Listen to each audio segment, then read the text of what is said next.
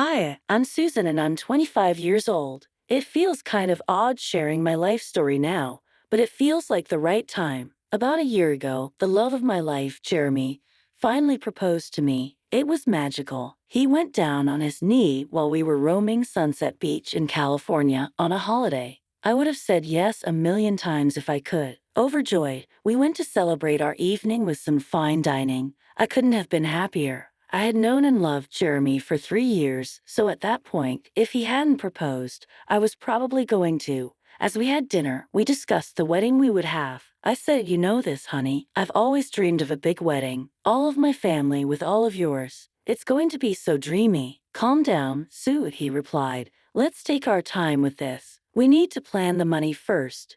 You know nothing works without it." He laughed it off, but I was way too excited for us. There was also a big secret in the making that I wanted to keep from Jeremy until I was certain. I knew once he found out, he'd be over the moon with happiness. But all things have a time, so until then, I was keeping it quiet. Slowly, the days rolled into months. I bought myself the perfect wedding dress and started picking out the venues with him. We'd spend our weekends driving around town. We'd go to cathedrals, small churches, and so many other places that it would leave us no time for anything else. I'm the organized type, so I was keeping a list of every single thing, the type of flowers we'd have, the dress code, food, everything. But in all of this, we forgot maybe the most important detail, meeting our families. I wanted to wait until everything about the wedding was fixed, but Jeremy wanted me to meet his mother. I was a bit scared because I'd never really talked to her before, but he had me convinced it would be all right. "Mom is going to love you," he said. "She used to be a lawyer, so she can be a bit straightforward, but that's just how she is. Don't overthink it." "Okay, I'll try my best." I had to see her someday anyway. I just hoped it would go well. We drove to her place after work on a Tuesday evening. It was a pretty house, not too big but not too small either. She opened the door and greeted us. "Oh, my darling, how are you? It's been so long since you came home last. Took you long enough to miss your mother." "Hey, Mom, of course I missed you, but it's not about us today. I want you to meet someone. This is the love of my life, Susan." "So you're the one looking to steal my son from me, huh?" She laughed and came in for a hug.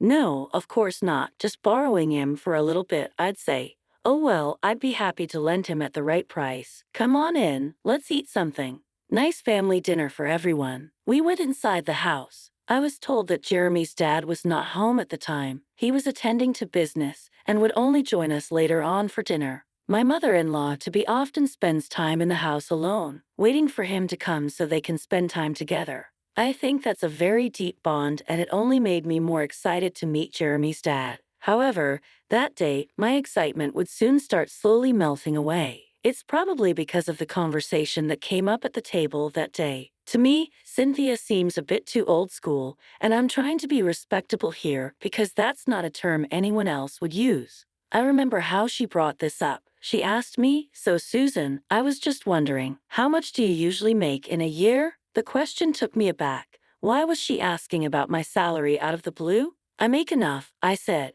"I suppose I'm a key member of this startup and get paid pretty decently, sometimes more if I get some incentive for performance. Anyway, I've always felt experiences are far more important in any field." Cynthia seemed impressed or maybe shocked. I really couldn't tell from the vague expression she had. "Interesting. You know, my Jeremy makes about $70,000 a year." "Why are we bringing this up?" I wondered.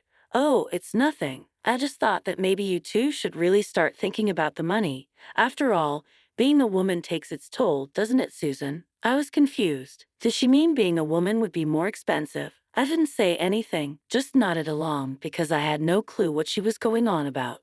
The conversation ended right there, and we sat around talking about how he and I met and fell in love. I felt like revealing my secret to both Cynthia and Jeremy, but the moment didn't feel right. A few hours later, Jeremy's dad, Bob, finally joined us. He looked like he was easily in his 50s, with a lot of gray in his beard. Bob was a pensive man. When he laughed, it was never more than a shade chuckle. His agreements were slight nods, and disagreements were a quiver of his lips. He didn't say much all this while. Cynthia was a complete chatterbox, like Jeremy, but I had no idea that she and I would get along less and less after that day.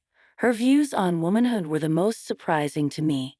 I am an only child and was raised with pride. I was asked to never look down on anyone, especially myself, even in tricky circumstances. Cynthia was someone who had accomplished herself in the court by the time she had Jeremy, so it was really like a shockwave when she said, "Before you guys get married, I strongly suggest getting a prenup." I mean, you understand, right, Susan? You're smart. You know women can never really make as much money as men. I was stunned by the statement. The food I was chewing just stopped where it was. What was I supposed to say? Then Jeremy stepped in. "Mom, we've talked about this. When are you going to quit saying things like that, especially while we're eating?" "Oh, come on, honey bun. You know how things are. I've never made as much as your father. Out of respect, you think I couldn't have if I wanted to? It's just how things are. You understand, right, Susan?" "Darling, I understand your concern about the prenup, Cynthia, but I don't get why you think women can't make as much as men. I mean, I do technically make more than him right now, and we're not tense about it. It's completely normal." "Maybe so, but that's how things work in this household. I was hoping you'd be a bit more considerate." That, for me, was strike one. Jeremy and I were desperately in love, so we never really thought about getting a prenup. The subject had come up, but we disregarded it. Now Cynthia was actively trying to force it on us, more specifically on me. She thought I needed to save my money to raise children and buy kitchenware. I was sure there was more to it than she let on. Slowly, we kept having more and more conversations like this one. It was all a bit scary because the day of the wedding was coming closer. Jeremy thought it was a good idea to take Cynthia and Bob with us on a Sunday to see the venues we'd shortlisted. So we went to this beautiful church in the west of the city. It was a magnificent place with so much beauty. I wish I was good enough to describe it. This was most likely going to be the place because Jeremy and I loved it. But since we were not members of that church in particular, we would have to pay for the place. There were also the costs for the minister's time as well as tokens of gratitude for letting us use the place. The bottom line is it was going to be expensive, especially if you add in the cost of the dinner and after party at a different venue. Cynthia and Bob looked impressed, to say the least. They walked around the church together and inspected every corner with amazement in their eyes. So far, there had been no negativity. I was feeling a bit relieved, but my relief would prove to be short-lived when Cynthia came back. "The place looks amazing, amazing." I knew my boy had good taste. "Actually, Susan picked this one out, Mom. She worked hard to find it. It's so far from where we live, but so perfect." "Oh well, that's lovely then, but I hope she's not looking to pay for all of this. That's a gentleman's job, isn't that right, hun?" In response, Bob just gave a sly little smile and nodded a yes before saying, "Our son will take care of all of this. You won't spend a single penny, Susan. We're planning on splitting the cost of everything. What you're seeing is just the church. The decorations and the dinner and dance party later on are all 10 times more amazing." "Oh, darling, but you need to keep your money to yourself. We don't need you to spend it. And did you think about getting your prenuptial?" "Cynthia, why do you keep asking us to get a prenup? I think we're going to be a very happy couple with enough finances." "Oh, you say that today, but what if you come to my son's back in the next 2 years? I hope it never comes to pass. But honey, I've seen many divorces. Women can become so selfish when they make less. You can't blame me for being cautious." "Are you trying to say I'm marrying him for the money, Cynthia? That's such a terrible accusation." "Oh, love, I'm not accusing you of anything. I'm just saying it's worth considering. Bob and I got a prenup, and we're doing wonderfully. All I had to do was make less than him, and he was happy. I am sure a young woman like you can do that for Jeremy too, right?" "Oh my God, Mom, it's like you're not even trying to hear her out. It's not the way we do things anymore," Jeremy interjected. "Look, Cynthia, I really don't like the way you seem to think about women, but I'll let it go for now. I'm sure we can talk about it at home. And about the prenup, if it matters to you that much, we'll give it some thought, okay? Does that make you happy?" "Oh, the happiest," she said and gave me the fakest hug I've ever had. The drive home was so awkward with the two of them in the back. Jeremy and I couldn't talk about the things that were going on at the time, so we held back. Once we got back to our place, we decided to bring it up. He said, "I feel so bad about all of this. I hoped she had changed a bit, but in all these years, there's nothing." "It's okay. I get it. I'm not happy with how she thinks. It almost disgusts me. But I can give the prenup more thought if you're okay with it. I have nothing against it, my love. You know that. I just don't think we'll ever need it, but she's been so annoyingly persistent. Honestly, I love her, but she can get on my nerves too sometimes. It's okay. I don't want to ruin your bond with your mother. If it makes her happy, we'll get the prenup done. Let's just find a good lawyer. Fine, let's take a little break from the wedding plans then. Not a very long one, though. I really can't wait to see you in the white dress, honey. Things like this are what made me fall in love with this man. We were adaptable. We'd adjust to any situation without compromising each other. That right there is what true love looks like. So we took some time from work and got our prenup agreement straight. He would keep what's his, and I would keep what's mine if things were to ever go sideways. Now, Cynthia was happy. There was a bounce in her walk that wasn't there before. Here I was, still unsure why exactly she wanted us to get the prenup. Surely the reason had to be deeper. It all became clear to me when we decided to spend a night with Jeremy's parents. The night was great. We had a barbecue and danced around. Cynthia didn't bring up anything negative the whole time. Honestly, I felt like the storm had blown over. Jeremy had to go to work the next morning, but I had the day off, so I was still in bed. Cynthia didn't know I was awake already, and so I heard her talking about something on a call. Oh yes, they finally signed it. I'm so happy right now, you have no idea, she said. Mary was Jeremy's aunt and her sister. I couldn't believe she was already spreading the news all over the place. I don't know about this girl. I mean, she seems nice and decent, but come on, you know Jeremy. He's never really learned how to grow up and look out for himself. Honestly, he can do so much better than her. I was shattered. I knew she was a bit strange, but Jeremy loved me with all his heart. Why would she even say something like that? I'd done nothing to hurt him in all the time we'd been together. I didn't make a sound, though. The bedroom door was slightly open, and I kept hearing the conversation as she passed around the hall doing chores. Oh, please, Mary, stop taking her side. You haven't even met her. He'll see what I'm talking about when you meet her, and one day, Jeremy will see too. Then he's going to want to divorce her, and then what? She would have taken everything we have. I almost felt like crying. Even Mary seemed like she was being a bit more humane at the time, and she didn't even know me. How could a stranger understand you better than your mother-in-law? It was heartbreaking. Look, don't tell anyone, okay? The thing is, Bob's getting old and tired now. You know it. He just wants to sit in a chair and sleep all day if he can. He wants to give the business to Jeremy to handle all of it. It's not like we have another son, right? We were just scared that this random woman he fell in love with would take all the money from him. I mean, why wouldn't she? If she wants to make more money than him, why wouldn't she think of just taking all he has? What was even going on? Why would I take his money? I had enough of my own. At that moment, I began truly despising her for the way she thought. It was as if every woman was her son's enemy.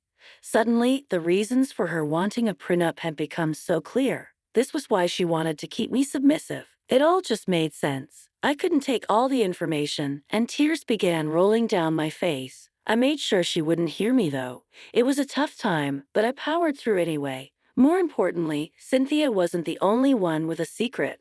The thing is, I've been working with my startup for a few years now. I saw its initial days and helped expand it to so many states. Now, our current CEO, Edgar, was stepping down because he wanted to jumpstart his own separate venture. He thought it best for me to take up the position instead. I've been unsure about taking it up so far, but now I was sure, and that's the news I had to break to Jeremy.